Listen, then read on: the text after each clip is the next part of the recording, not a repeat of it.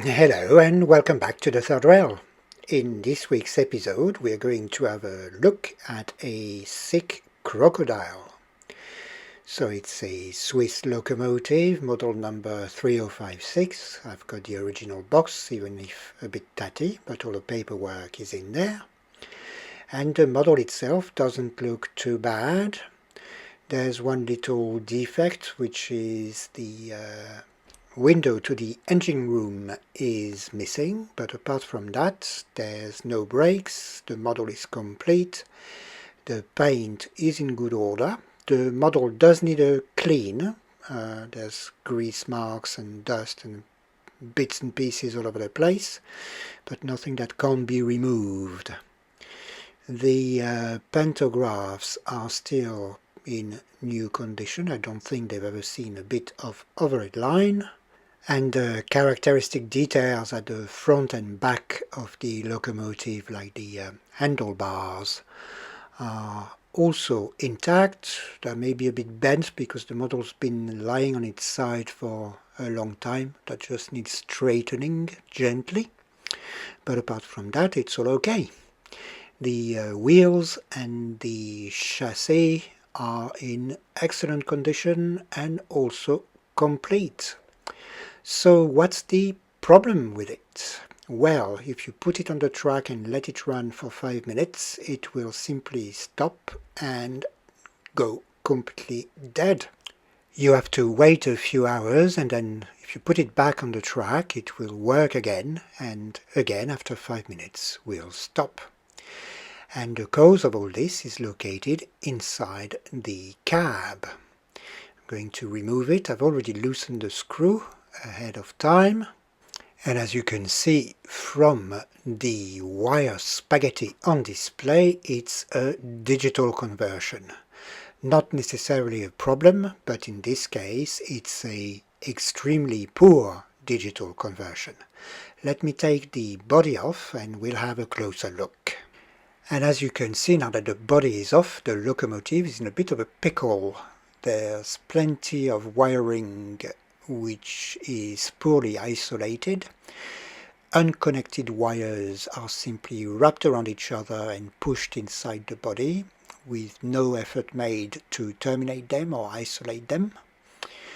The motor doesn't look as if it had been mounted properly. So yeah, not good at all. So what shall I do with this model? It's been in the collection for over 8 years, I think now. It came together with a bigger lot I acquired then. I could sell it as is, but I wouldn't get much for it in its current state. I could try and fix it, but I don't use digital at the moment, and I've got no intention of going back to a digital layout anytime soon. So I'm not going to fix it.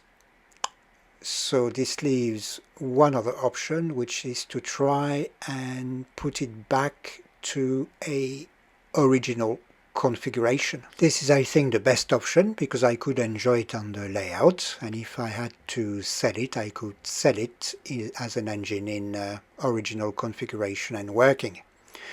So after a bit of research and a look at the spare parts list and a few pictures I saw on the internet, I think I have what I need in the spare parts bin. I have the mechanical reversing unit of the type that was in use in these locos in the late 70s, early 80s. I also have a 3-pole motor or motor armature, and I have the windings and motor plates that were in use at the time as well. These are of the type that have a winding cable that goes directly to the reversing unit, as opposed to solder pads at the top. I also have the FM choke that was installed on all Märklin locos at the time, and the little screw used to attach the reversing unit to the chassis. So it looks like I've got all I need to put this locomotive back in original configuration. It is therefore bench time again, and I'm going to start by having a closer look at the chassis. I just want to make sure it's intact and has not been modified in any way, or in a way that would prevent me from installing all the bits I need. I just noticed there's also the original light fittings, which is a good thing. I won't have to scavenge my stock of old broken locos to find some. Very good. So the chassis itself looks still in original condition. There's a bit of breadboard or PCB that's been used as a ground connection plate attached where the reverser used to be, and I can't see anything wrong with the chassis itself. Alright, it's time to take things apart then. So I mentioned there was a wiring harness that's been used for this fantastic conversion. It's got a plug, so I assume that it's to plug in the decoder. So I'm going to unplug it and then remove the decoder from where it is currently installed. I think the decoder is a Uhlenbrock sound decoder. I'd looked it up back a few years ago. So then it's time to start removing the wiring harness. So I'll start by desoldering the wiring harness from the light fitting first. The soldering iron has had the time to warm up as I was chatting. There we go, come on. That's it, one done. Then I'll move to the little bit of plate that's been attached to the reverser fitting. I can see we've got an original reverser screw there as well. That's one less part I need. Excellent. So that should come straight off. And it does. Great. So I'll fish the screw out, and then I'll move on to the next wire, which is located on the selector for overhead operation or center stud operation. I just need to disconnect the red wire there. There's a black wire which looks original and is the one used to provide power from the center pickup and pickup shoe, so I won't touch it. I'll leave it there. Then we can move on to the front of the locomotive. There we have another light fitting to desolder and a few more wires to take away from a hole. You'll notice the poor isolation in the process. Let me perform a bit more desoldering magic. I'm saying this tongue-in-cheek, I've got the worst soldering skills on earth. Before anyone starts putting comments about the state of my soldering iron or how I'm holding the thing, I'm crap at it, so no need to remind me. Right, and now that we've got everything more or less free, we just have connections to the motor. So I'll start by removing the ground connection, which is on a little solder latch, which is held against the motor block by one of the screws there. So I'll just remove the screw and that should free up that connection. There we go. All done. Well, nearly. One more wire and then I can take the motor off. I'm going to have to dismantle the chassis for that. So let me finish desoldering this wire, and then I'll be able to start dismantling the chassis. The Crocodile has got a chassis that's in 3 parts, so I'm going to remove the motor part to have better access. I'll start by removing the DC motor, and then I'll be able to give the gears and the inside of the motor housing a quick check to make sure that everything's okay. So the chassis dropped out nicely. I then proceeded to remove the DC motor, which is a high efficiency propulsion motor from Märklin with a 5-pole rotor. It wasn't bad, it's a shame that the conversion was done so poorly. Anyway, I'll take it off and I'm going to keep it in the spares box. It might come in handy at some point. Then I checked the gears, everything was fine. I just did a quick clean and I was ready for the next step. Once finished, a quick check of the traction tire, make sure that everything's moving freely, and I can now have a look at the other part of the chassis. There I just did one technical check, which was to make sure that the connection to the pickup shoe under the chassis has not been tampered with. Often people do things there they shouldn't be doing. So I just give it a quick check. In this case there was nothing wrong with it, just a tiny bit of a clean, and we were ready to remove the double-sided tape. That took about 5 minutes with a bit of gentle persuasion and the assistance of a bit of WD-40 and a few cotton buds. Then it was just a matter of reattaching the pickup shoe and we were ready for the next step, which will be the pre-flight checks. First I'll just check that I've got everything I need for the installation. So we have the reverser. I've checked it's in working condition with a driving transformer. It's just a matter of connecting the black wire to the red circuit of the transformer and a metal part of the reverser to the brown circuit, and then try and do a reversing action on the throttle. If it kicks into gear, that means it's working. Then we have the motor windings. There I did some continuity checks to make sure that there was no cable breaks anywhere.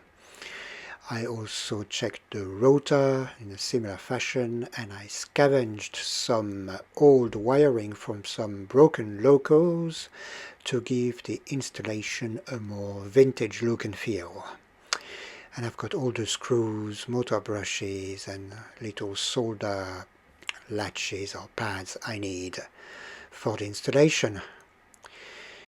Then for peace of mind, I'll just do a quick test fit to make sure that the parts I've chosen are the right ones. There is another aspect to this, which is that the Crocodile has an articulated chassis. The parts I'm fitting have wires that will need to be attached or soldered onto parts of the chassis. Therefore, these wires need to be long enough to allow a free movement of the chassis. I also use the test fit to make sure that I'm installing the various elements in the right order. For example, I wanted to configure the entire motor area first, then slide the entire assembly onto the rest of the chassis, and I discovered during that phase that it didn't work this way, so I had to change my plans.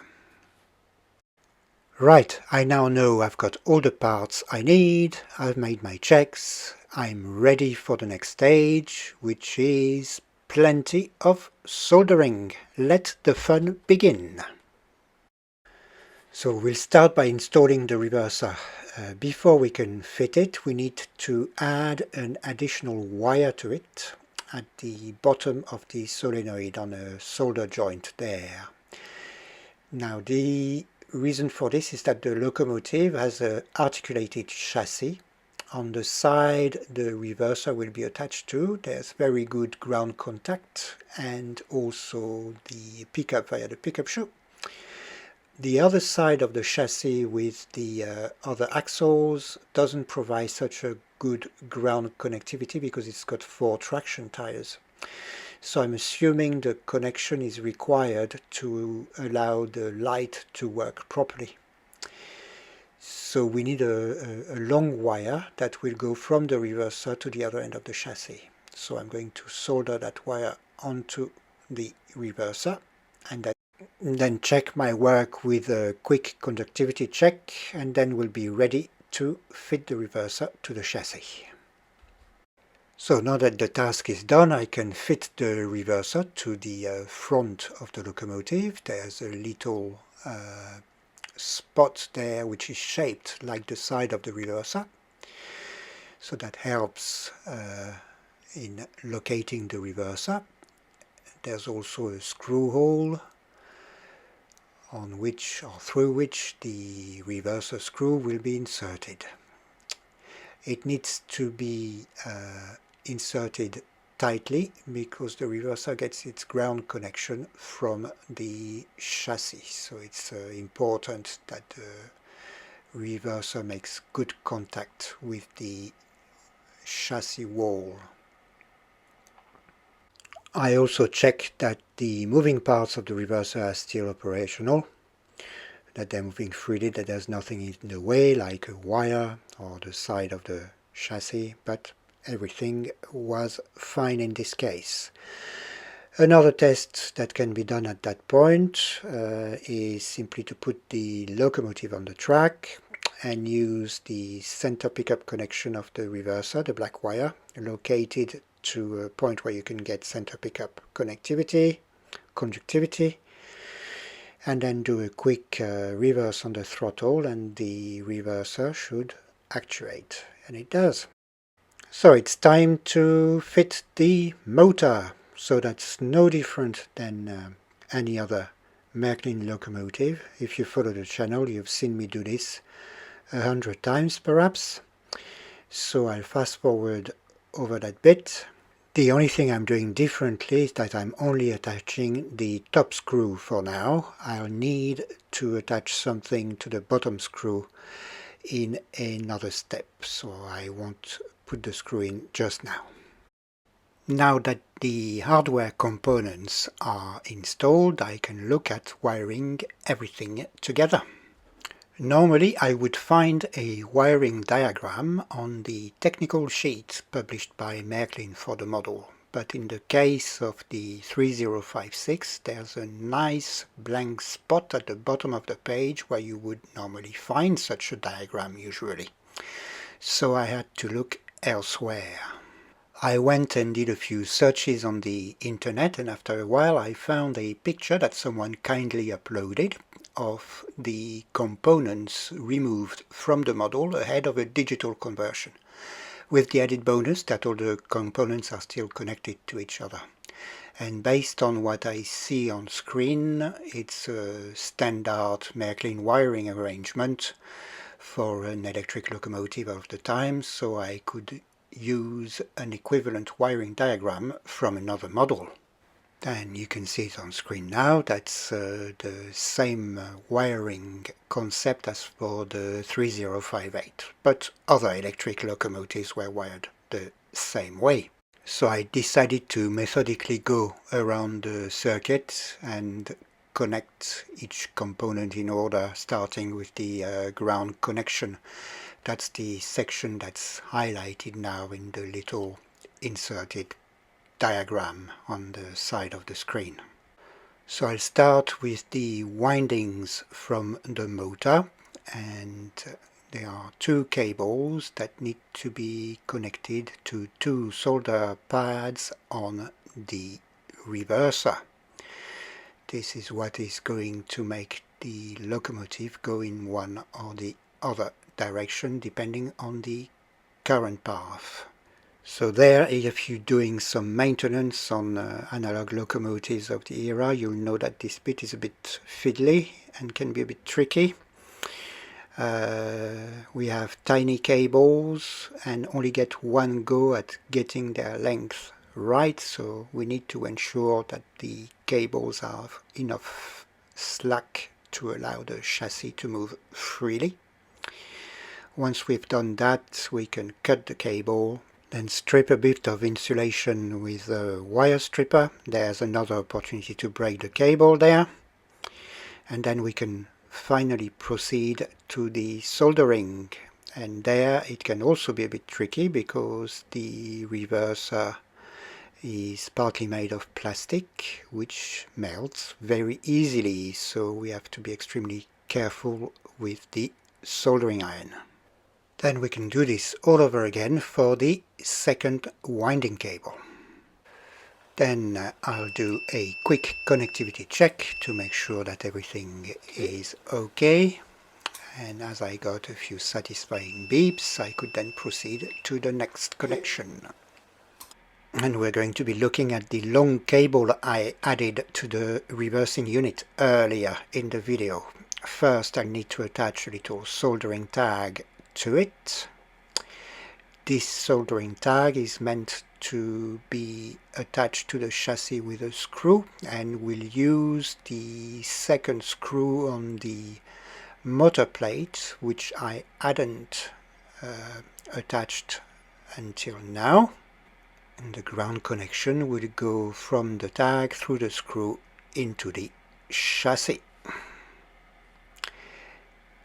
It's again a bit fiddly because you've got to keep the soldering tag in place whilst inserting a screw through the little access hole in the chassis. It can all be a bit fiddly, but with a bit of patience I finally get there in the end. That's all my ground connections done. Great!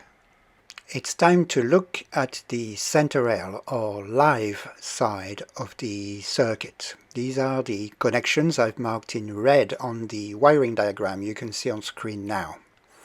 As this is an electric locomotive with the ability to work off the overhead line, the power is distributed to a little selector switch which allows to choose the mode of operation. All the connections go from there to the various components. So I'm going to start with the connections on this switch and work my way out to the various components. This area can be a bit crowded. So I've prepared the solder point. I've removed the old solder, cleaned it up and retinned it to make the soldering of the various wires a bit easier later on.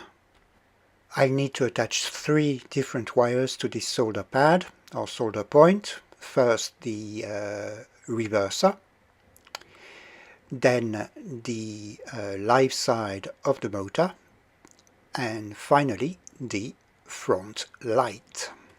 So I'll wrap the ends of the relevant wires around each other to try and have a tight little bundle I can then tin as a unit before attaching it to the solder tag on the back of the selector switch.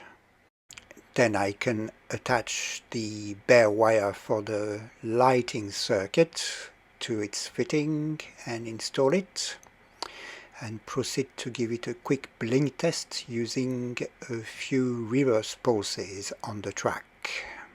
It looks like we are getting there.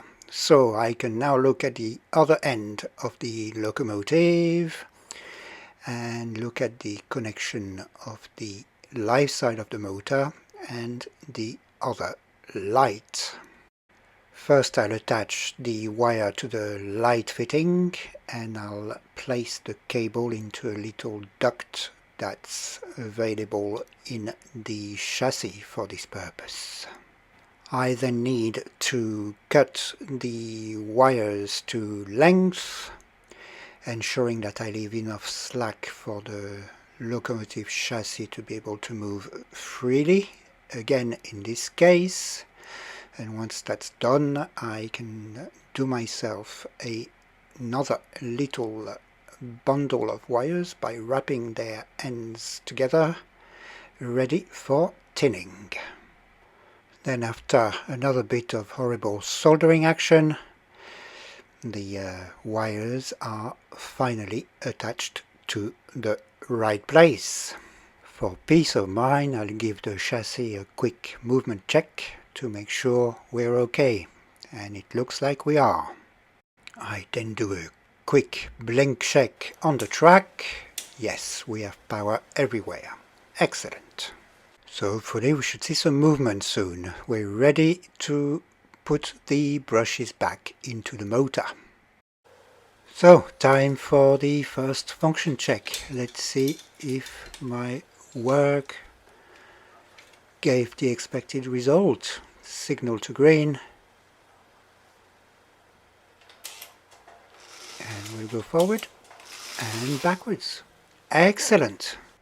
This was all very exciting, and in the heat of the moment I forgot to move the camera angle back so that we could see what I was doing at the bench, so I don't have any footage there. I basically did the lubrication, then I tidied up the body a bit with a bit of WD-40 to remove the various marks that were on there. And then I placed the body back on the locomotive and I was ready for a run-in. It's always at that point that you see if your wiring hasn't got in the way somewhere, but in that case it all went fine. And I let the locomotive go around a loop on the layout at low speed for about 10 minutes in one direction. No problem to report, everything went well. I then did the same in the other direction and let the locomotive run for 10 minutes and it all went very smoothly. So it was time to be a bit more daring, switch the turnout over to the main line and let the locomotive run around the entire layout to see what happens. It should depart shortly if I press the right button. There we go. And again, everything went smoothly on the lower part of the layout. Let's just see how it's going to behave on the ramp. No problem at all. Effortless. Excellent. So I let the locomotive run around the layout for a few minutes just to see if anything bad develops, but that went well. So I finally decided to attach a few wagons and see how things go. So I got out a historical set of the Swiss railways, which I'd never used before. Got that attached to the locomotive and sent the consist on its way. And there again, no problem at all.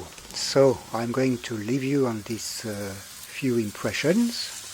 I'd like to thank you very much for watching. It's very much appreciated. Also a big thank you to the subscribers of the channel. It's always nice to see that people are interested in the content. And subscribe, press the notification bell, or even give me a like from time to time. It's all very rewarding and keeps me going. But for now, bye and see you soon on the channel.